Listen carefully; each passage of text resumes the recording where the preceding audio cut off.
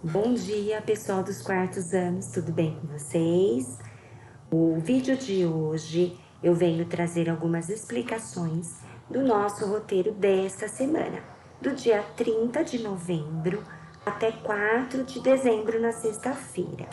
Então, neste roteiro, nós trazemos aqui as atividades de português, de matemática e do nosso livro interdisciplinar. As fotos desta semana são: a foto de português é a foto da página 93, a foto de matemática é da página 122 e a foto do interdisciplinar é a foto da página 148. Lembrando que o envio dessas fotos é muito importante, principalmente se for dentro da semana ou na segunda próxima. Sempre que a gente pede na sexta, pode mandar na segunda, não tem problema, desde que mande, porque nós estamos avaliando o desempenho de vocês. Vamos lá então? A nossa primeira página, que é a página 90, ó, de língua portuguesa. É um assunto muito interessante. Nós vemos aqui, ó, na parte de gramática, variedades da leitura. Não se esqueçam que na hora que vocês forem assistir esse vídeo, vocês abram o livro na mesma página para vocês fazerem algumas anotações importantes, né? Aquilo que a professora vai falando, às vezes vocês querem anotar alguma coisa para não esquecer, então fiquem à vontade para usar esse livro com responsabilidade, mas pode fazer anotações. Do ladinho, assim, ó, na aula online, a professora sempre dá esse tipo de dica. Então, vamos voltar aqui para variedades da língua. Começa com uma tirinha do Chico Bento, onde os personagens, eles usam uma variedade da língua, né? Da língua portuguesa, que é o nosso idioma. Então, aqui embaixo, olha, vocês se atentem para a explicação do que é realmente a variedade da língua. Vou ler com vocês. São as diferentes maneiras de falar a língua. Elas dependem da idade, da profissão e da situação social, cultural e regional das pessoas.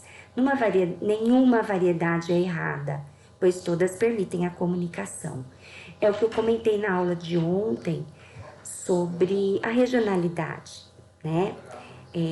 Eu comentei muito sobre o caipira, né? Na nossa região, nós temos muitas pessoas que vieram do interior de São Paulo. Nós estamos no interior, mas no interior mais longe. E que tem esse sotaque caipira. E assim a gente acaba ouvindo algumas palavras que são pronunciadas diferente.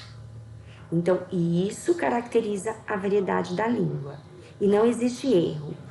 Uma coisa que eu comentei é a gente se atentar para não dizer para a pessoa que ela está falando errado, né? Não tirar sarro da pessoa que fala diferente da gente. Porque agora a gente já está aprendendo que isso são variedades da língua. Então, você, né? Você tá bem? É o caipirês. E é muito interessante, tem uma cultura muito bonita por trás disso. Então, vocês leem com muita atenção a página 90 e a página 91, ela segue no mesmo conteúdo. O exercício 2 traz aqui uma ilustração, igual a primeira da tirinha, tem uma anedota, né? É um texto de humor. E no exercício 2 também. Então, tem algumas questões aqui, A e B, que são interpretações dessa imagem e desse balão de fala. Porque vai entrar em gírias, é muito bacana. E é uma coisa que vocês usam muito, né? Alguns usam mais, outros usam menos. Então, aqui tem um poeminha, tem um exercício. O exercício 4 é para responder, tem um espacinho, ó. Mas são perguntas, assim, pessoais, tá? Essa pergunta especificamente é uma pergunta pessoal. Você usa gíria? Quais?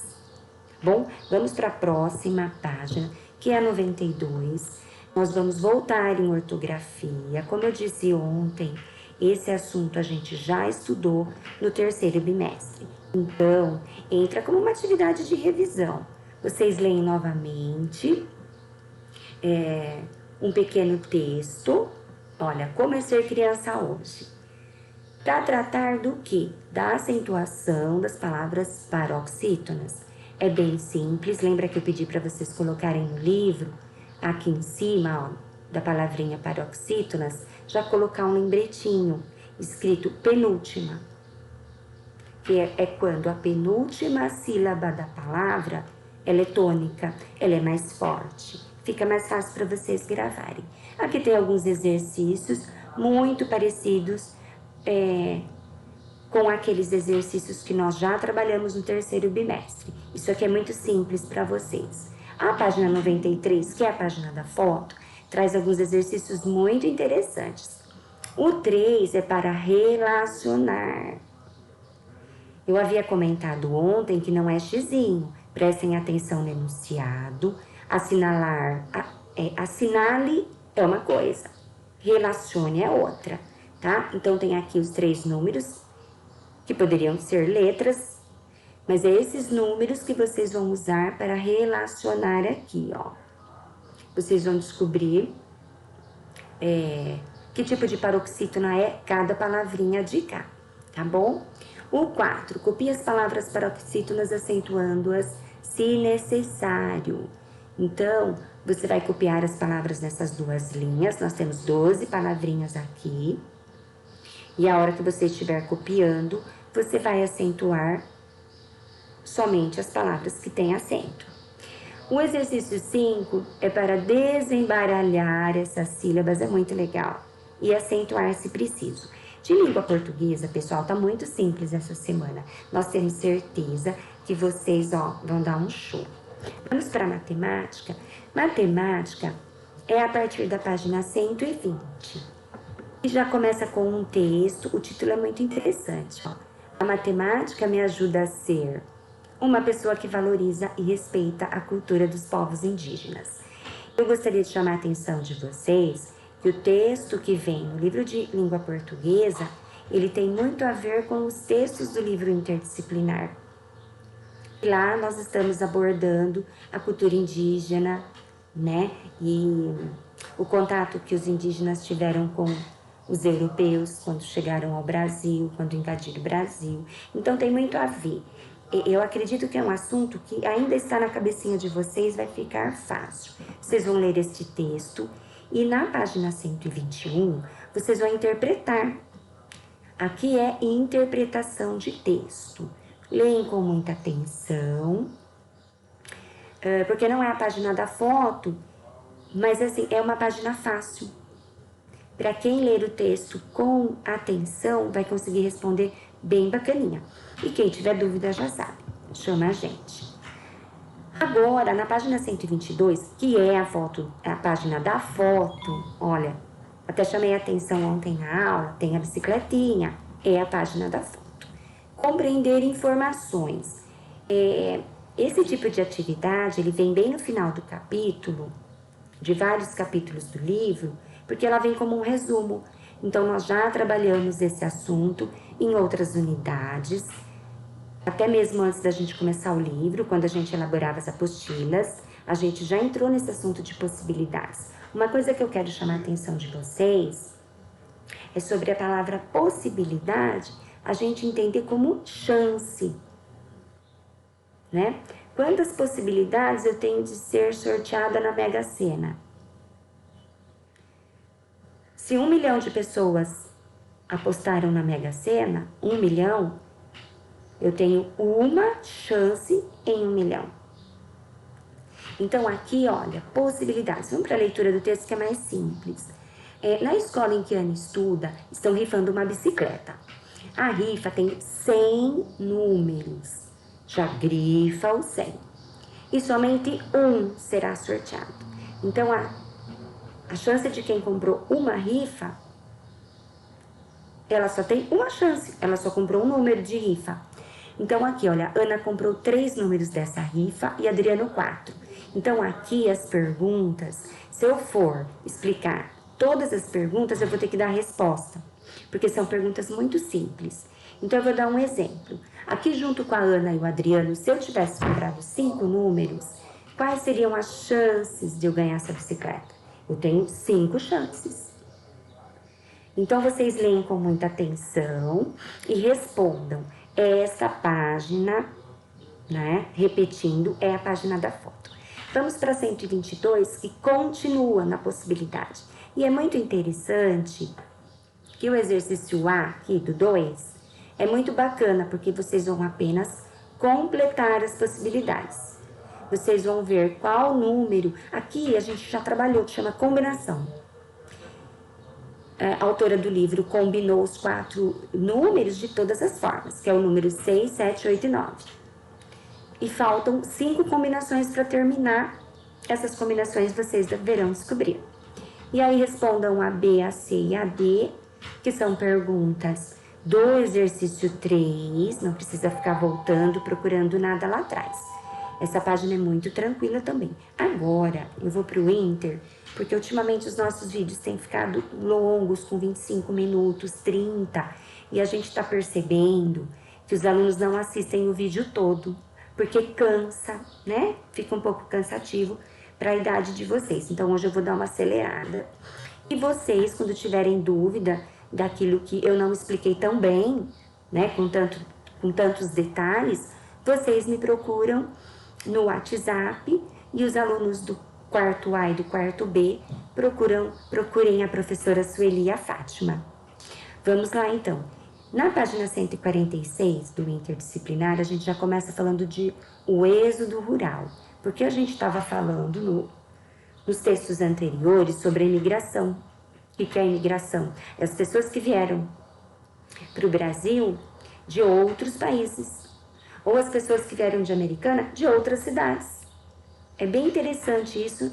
Nós trabalhamos a semana passada os italianos que vieram para cá, os alemães, até os próprios africanos, né?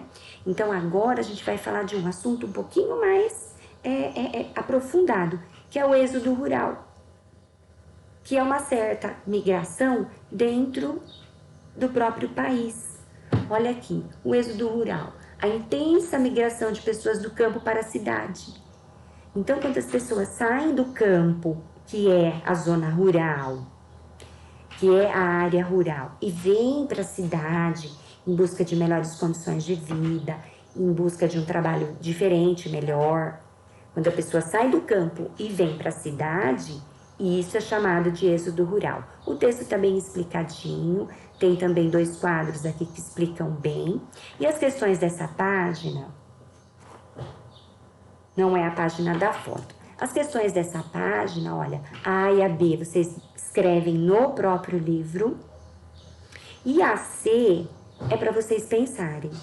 Ó, tem aqui, ó, esse ícone que eu tô mostrando aqui, ó, com o laser.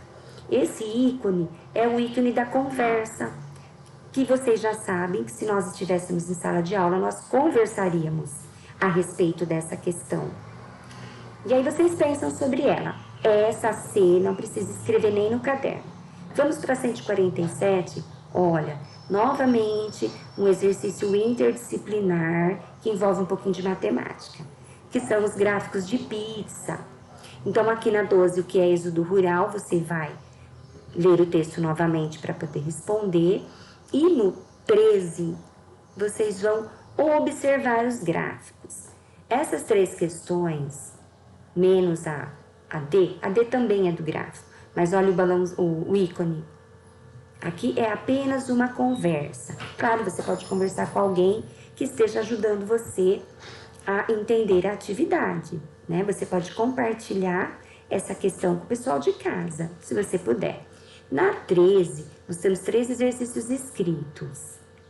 E são exercícios para preencher com a sua observação. Olha, aqui nós temos uma população rural bem maior em 1940.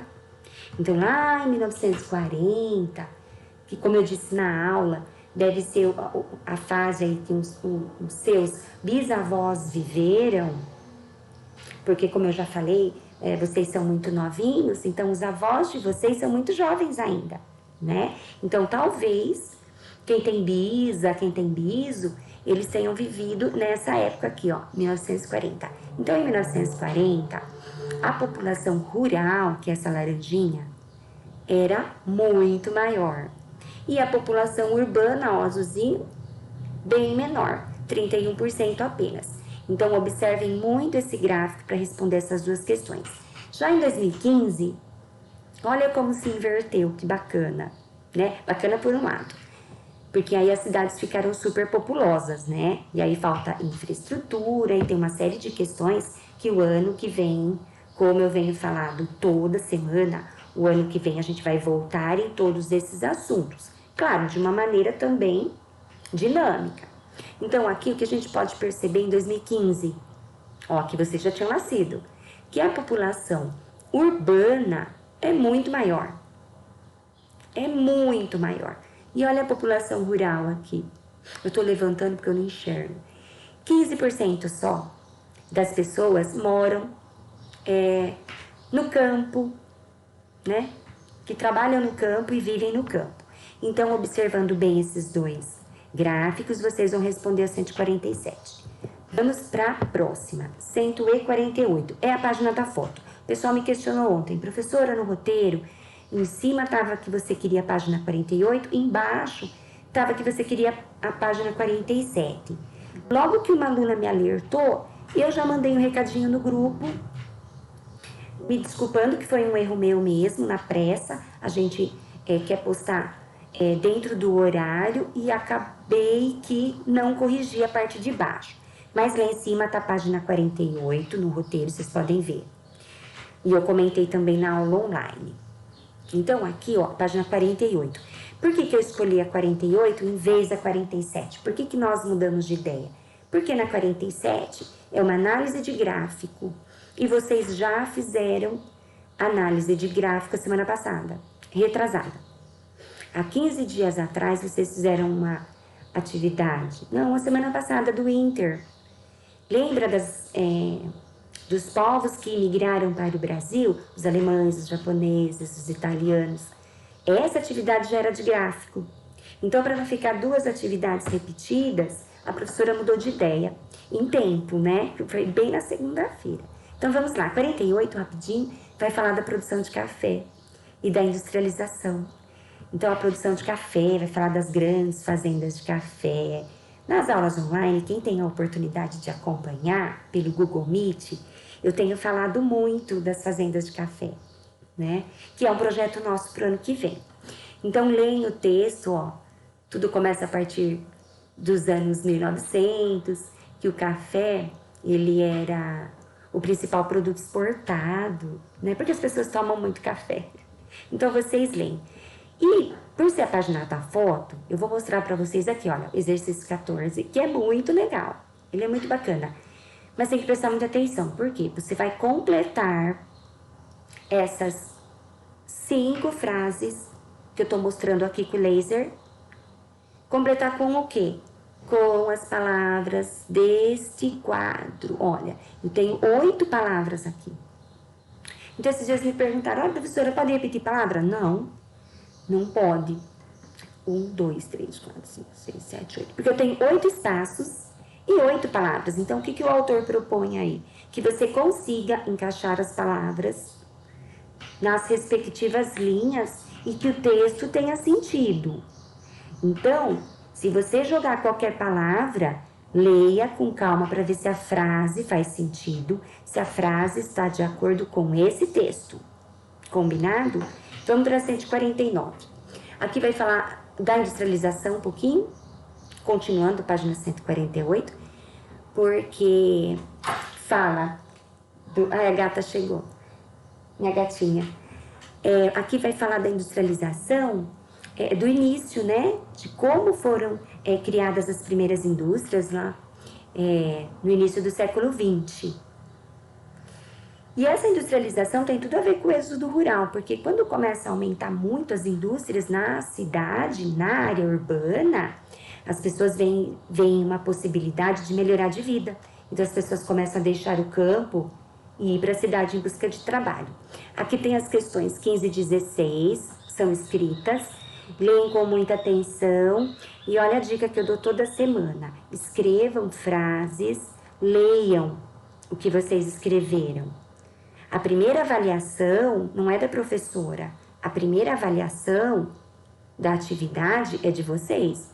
Vocês precisam ler e pensar assim, nossa, deixa eu ver se ficou boa a minha resposta, né? Se ficou certa, deixa eu ver se tem sentido. Porque às vezes eu recebo umas coisas assim, né? Vou dar um exemplo bem estranho. Olha, qual é a cor de um morango maduro? A criança vem e escreve azul. Não que isso tenha acontecido, porque eu nunca fiz essa pergunta. Mas é para vocês perceberem que se vocês lerem depois o que vocês escreveram, vocês vão conseguir avaliar antes da professora. E aí dá tempo de refazer, né? Eu falo isso em questão de ortografia também. Às vezes vocês sabem escrever determinadas palavras, já sabem, claro, mas vocês escrevem errado, não volta para corrigir, né?